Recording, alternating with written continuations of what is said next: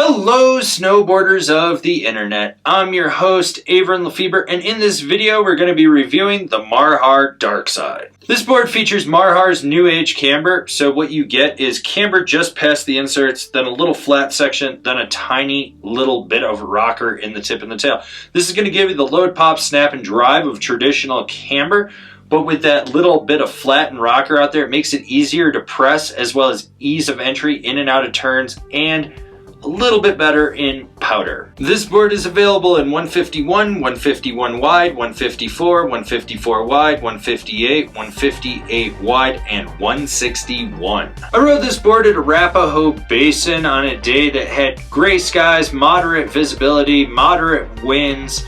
You had chop and chunder, ice and slush for good measure, perfect hero snow on the groomers, and I rode it with my Rome Black Label bindings and my K2 Thraxis boots. Alright, so this board has your standard run-of-the-mill, middle-of-the-road park flex. Nothing revolutionary here.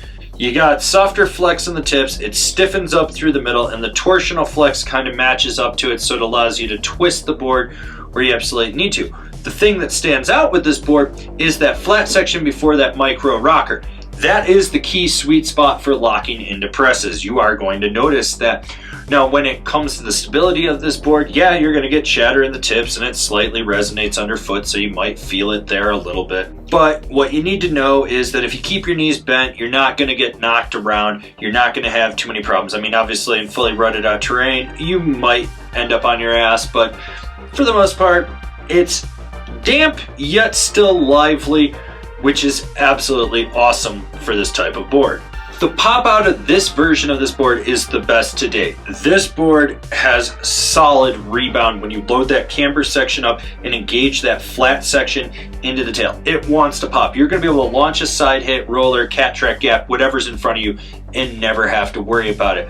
Like I said, best version of this board for the snap to date. Now, when it comes to jumps, unfortunately, I had to hit like the most questionable thing ever at a basin, and it really wasn't the best gauge for this, but I've ridden this board enough to know that it can handle small to medium jumps. But for what I did have to hit, whenever I'd pop off the lip, it would send me a little bit higher, a little bit further. I never had to worry about it. And I really honestly wouldn't hesitate to hit bigger jumps if you know what you're doing. If you don't, you're probably going to wash out just by setting it down a little too tail heavy. But overall, this board just wants to get up in the air on anything, whether a side hit, a launch ramp, a questionable jump. So, you know that sweet spot of the flat section I talked about? Yeah, that thing is great for buttering with. You can get your weight outside the inserts, whether on the nose or the tail, and it's just gonna lock in and it's gonna hold that press. And yet it still retains its pop. It doesn't fight you, which is nice, but it retains that pop so you're able to snap out of anything with relative ease. What I liked about that is you could get super weird, and that actually translates over to how this thing jibs. It sets down into the nose and tail presses. It just locks in right at that flat section on that micro rocker, and it holds, and when you hit the end, you can disengage it and pop right out of the feature. Now, with this board getting slightly softer torsionally, that really helps it set down around a rail and wrap itself. You can just feel it caress the feature and just lock in and hold. This board transitions smoothly from edge to edge, and what's nice about it is you can be laid back, but when you do drive your knee into the center and really power the tail, you can apex that carve and get a deeper, harder carve. I will say that mellow and medium to mellow carves are its strong suit, but when you need to lay it over and really give it some power, it's got it and you never have to worry about it. It does steer a little bit more underfoot, which is nice, and you can feel that grip so you stay locked in. And when you're on edge, you are on edge. You're locked.